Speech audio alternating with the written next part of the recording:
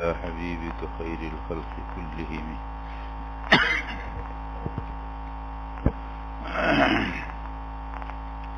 حضرات، پچھلے جمعے کو ایک بات آپ کے سامنے بیان ہوئی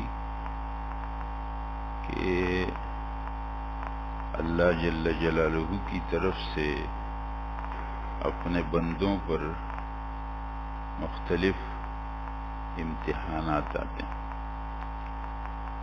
اور ان امتحانات میں جب کوئی بندہ صبر کرتا ہے تو اللہ جل جلالہ جو اس کو مقام اور مرتبہ دیتے ہیں، اور جو اللہ جل جلالہ کی رضا اس بندے کو حاصل ہوتی ہے، تو وہ اگر اس آزمائش میں مبتلا نہ ہوتا اور ٹھیک طریقے سے عمل کرتا تو اس درجے تک نہیں پہنچ سکتا۔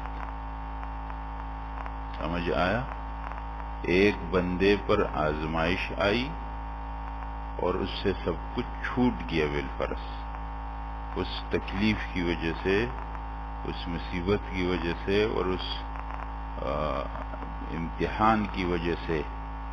دوسری طرف ایک آدمی جو ٹھیک حالت میں ہے اور وہ اپنا ٹھیک عمل کر رہا ہے، اللہ جل جلالہ جو مقام مرتبہ اس آدمی کو صبر پر دیں گے، شاید اس آدمی کو اس عمل پر وہ نہیں ملے گا۔ اس لیے ہمیشہ اللہ جل جلالہ سے عافیت کی دعا کرنی چاہیے۔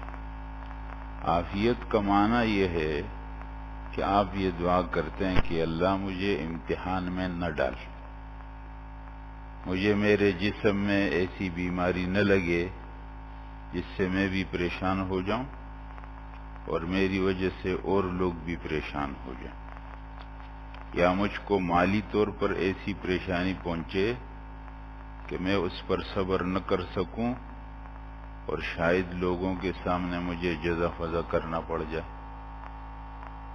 یا مجھے امتحان ایسا اولاد کی طرف سے کہ اس کی وجہ سے مجھے پھر بہت کچھ کرنا پڑ جائے۔ تو اس طرح کی آزمائش سے ہمیشہ عافیت کی دعا کرنی چاہیے۔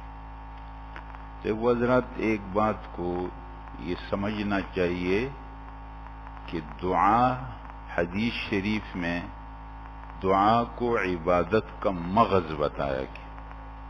سمجھ آیا؟